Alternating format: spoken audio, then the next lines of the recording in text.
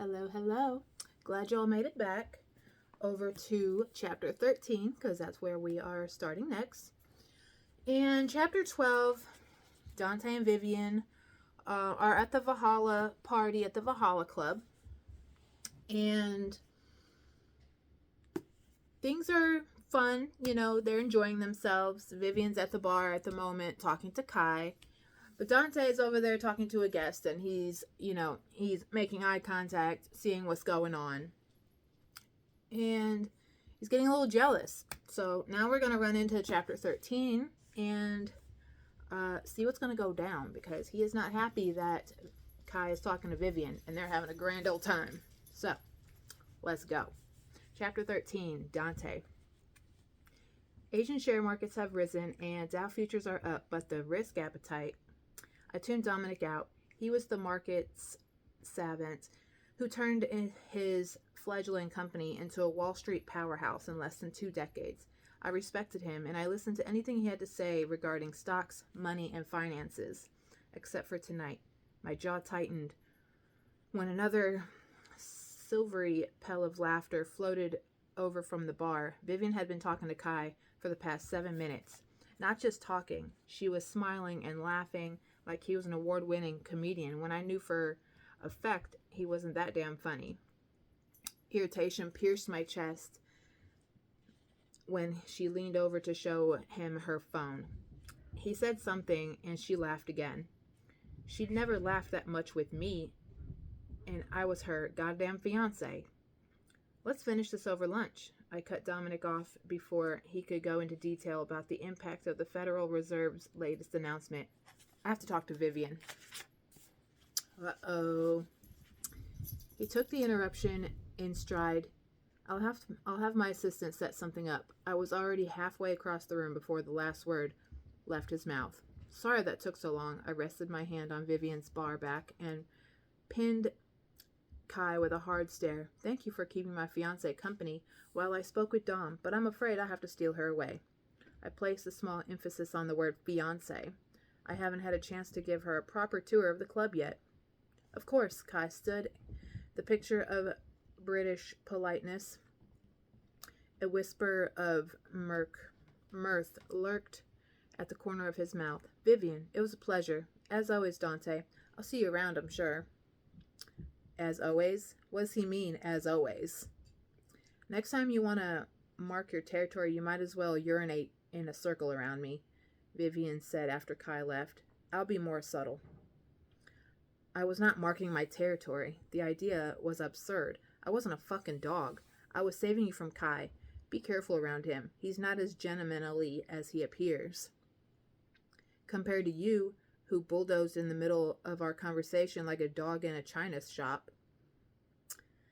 Subtlety is overrated. For you, definitely. Vivian rose. Her dress shimmered like the stars painted on her curves. My entire body tightened. That fucking dress. The sight of her appearing in the foyer, all red lips, smooth skin, and nude lace, was forever ingrained in my memory, and I hated her for it. I believe you offered a tour of the club. She raised one elegant dark brow. That's why you sent Kai away, is it not?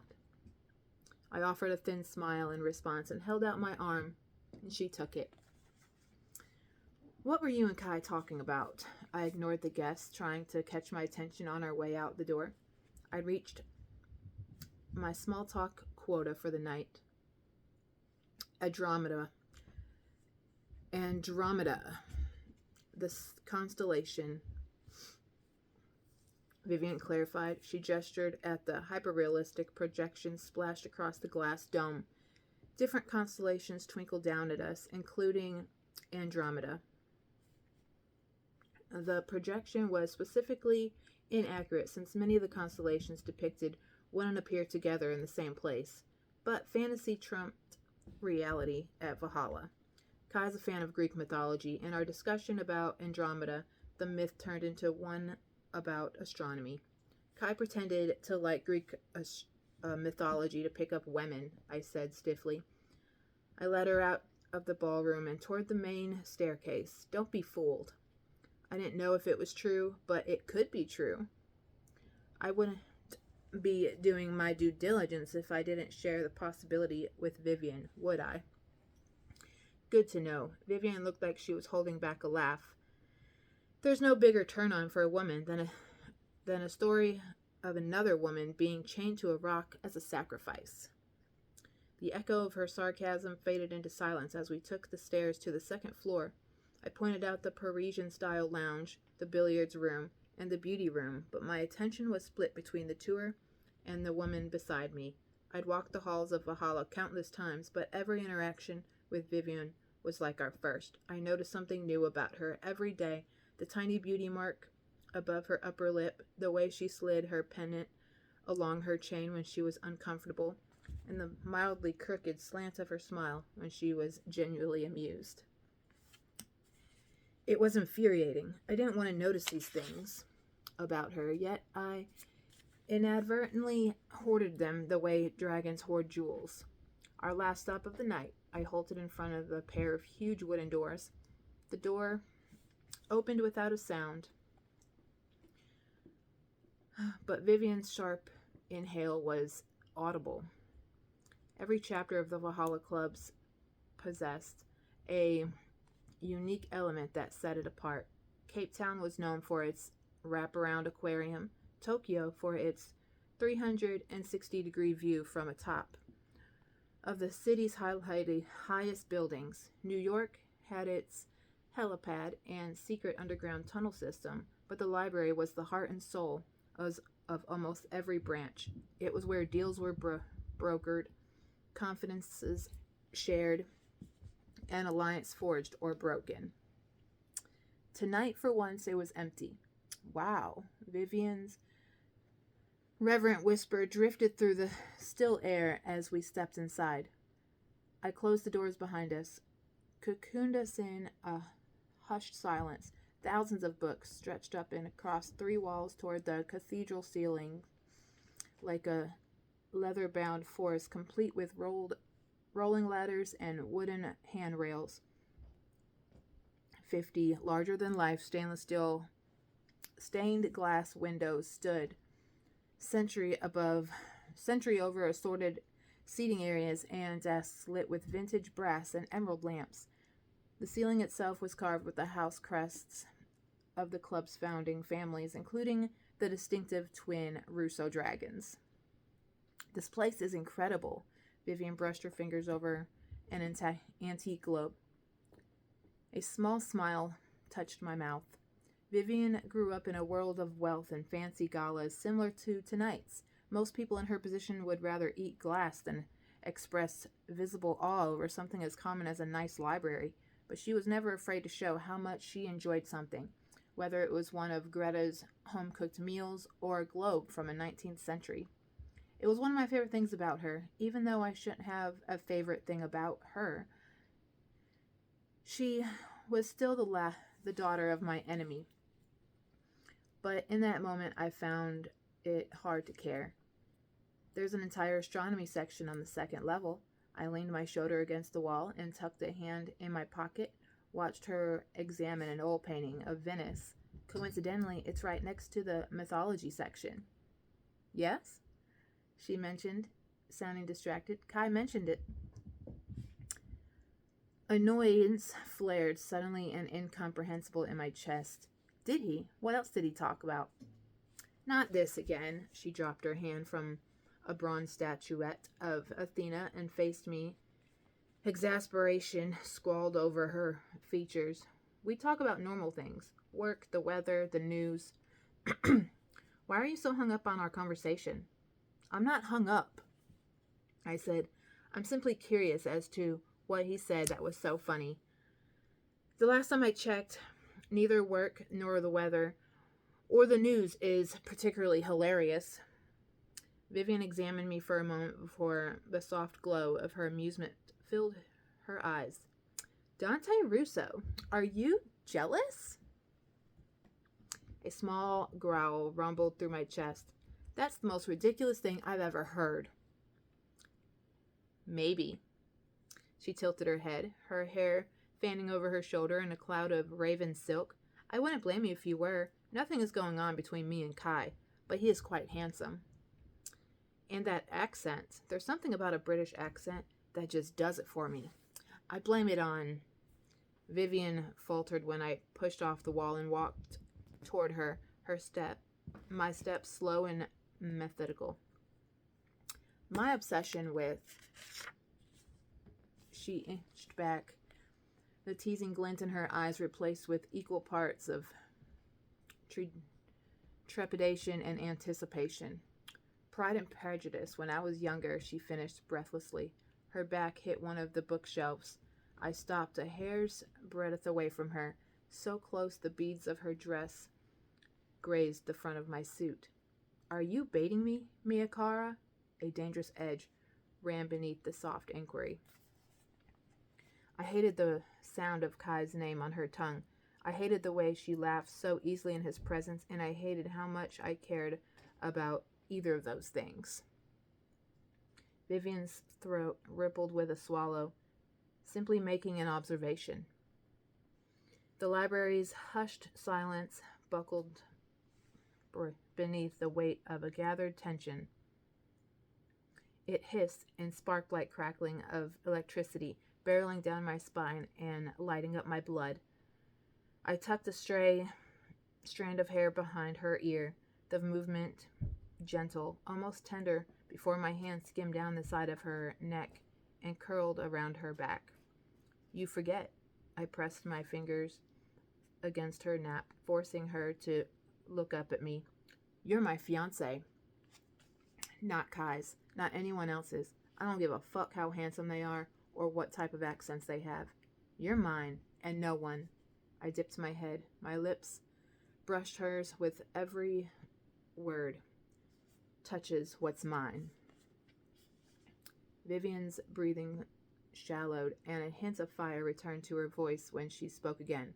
I'm not yours. Our engagement is, as you've told me many times, just business. And are you the one who's forgotten? I haven't forgotten anything. I grazed my knuckles up her bare thigh, inch by inch, until I hit the hem of her dress. Her body drew taut, its heat of wild temptation that sank into my bones and urged me to close the remaining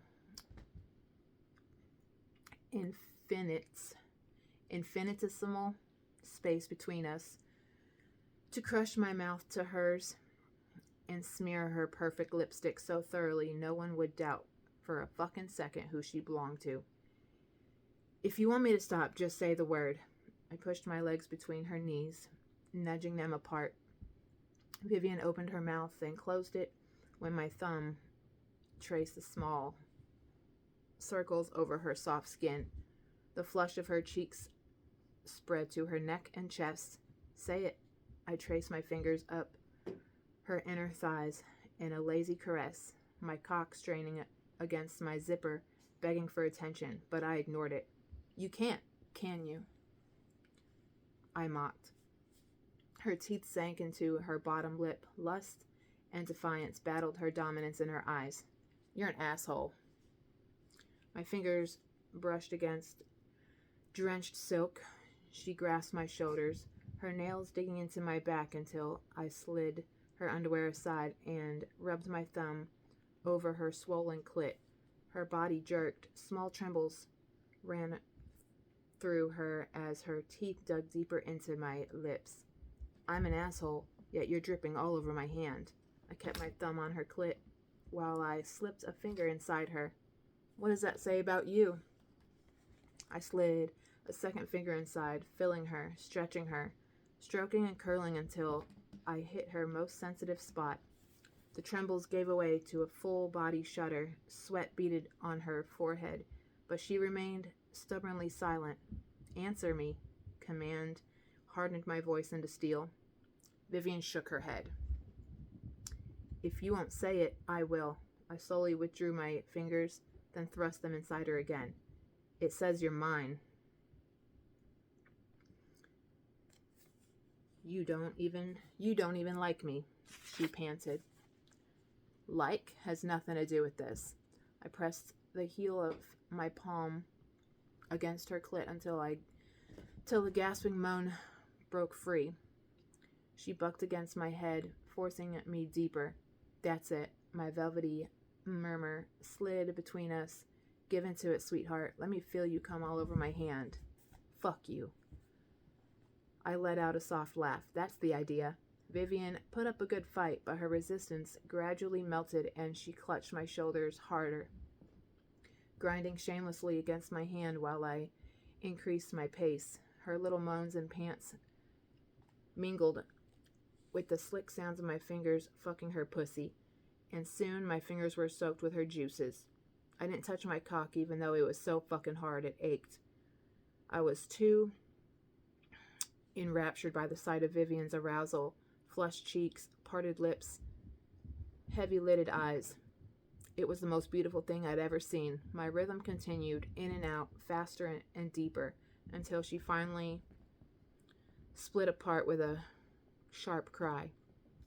I kept my fingers inside her and pressed my thumb against her clit again, letting her ride out the wave of her orgasm until her trembles subsided. Only then did I withdraw my hand while she slumped against the bookcase, her chest heaving. Make no mistake, Miyakara. I grasped her chin and tilted it up. I pulled her upper lip down with my thumb, letting her taste her own arousal. This is my business, and if there's one thing I take seriously, it's my investments. Woo! Lord have mercy. Hello, chapter 13. I'm a little... Yeah, so that was chapter 13, and I told you things were getting ready to get some spicy going to it. I'll see you at chapter 14. Make sure you hit that subscribe button.